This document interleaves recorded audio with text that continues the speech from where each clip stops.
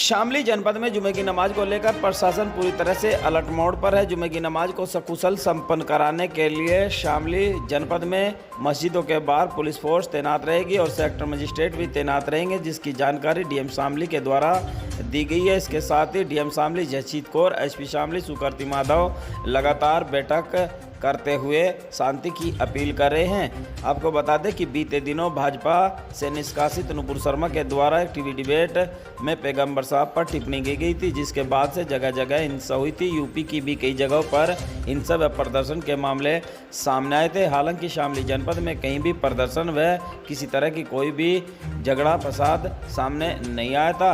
एहतियात के तौर पर लगातार डीएम शामली जयजीत कौर, एसपी शामली सुकृति माधव लगातार लोगों से शांति बनाए रखने की अपील कर रहे हैं और सहयोग भी मांग रहे हैं। इसके साथ ही डीएम शामली जयजीत कौर व एसपी शामली सहित अन्य अधिकारी भी लगातार इस्लामिक धर्मगुरुओं के साथ बैठक कर शांति व्यवस्था बनाए रखने की अपील कर रहे हैं। इसके साथ ही इस्लामिक धर्मगुरु मौलाना मोहम्मद अकील साहब ने भी अपील करते हुए कहा कि जुमे की नमाज को जुमे की ही नमाज रहने दें और किसी तरह का कोई भी प्रदर्शन न करे। जुमे की नमाज पढ़ने के बाद सीधे नमाजी अपने घर जाए। क्या कोई अपील की जा रही है, कोई कैसे बंदोबस्त किए जा रहे हैं, या कोई मुस्लिम समाज से अपील करना चाहोगे?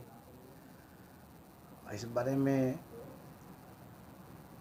अपने तमाम मुसलमान भाइयों से ख़ास तौर से अपील यही है कि जुमे की नमाज को जुमे की नमाज ही रहने दें। इसको किसी किस्म के तनाज़ुर और झगड़े का सबब और ज़रिया ना बनाएं। जिस तरीके से हमेशा जुमे की नमाज होती है, इसी तरीके से जुमे की नमाज के लिए आएँ और जुमे की नमाज से फ़ारिग होकर अपने कामों में मशगूल हो जाएं। हालात नाजुक हैं, ऐसे वक्त में मुसलमानों को बहुत सब्र और सुकून के साथ में रहने की कोशिश करनी चाहिए। नतीजा अच्छा नहीं होता है। हमारी ज़रा सी चूक की वजह से हालात ख़राब होते हैं, निर्दोष लोगों को परेशानियों का सामना करना पड़ता है। इसलिए जुमे की नमाज को जुमे की नमाज में जिस तरीके से मुसलमान इबादत के लिए आता है तो इसको इबादत ही के तौर पर अदा करें।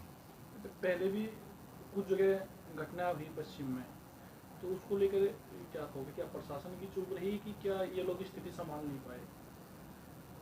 प्रशासन तो अपने तौर से पूरी कोशिश कर रहा है, क्योंकि 2 हफ्ते पहले कानपुर में ऐसा हो चुका था, लेकिन फिर भी कहीं ना कहीं चूक हो जाती है।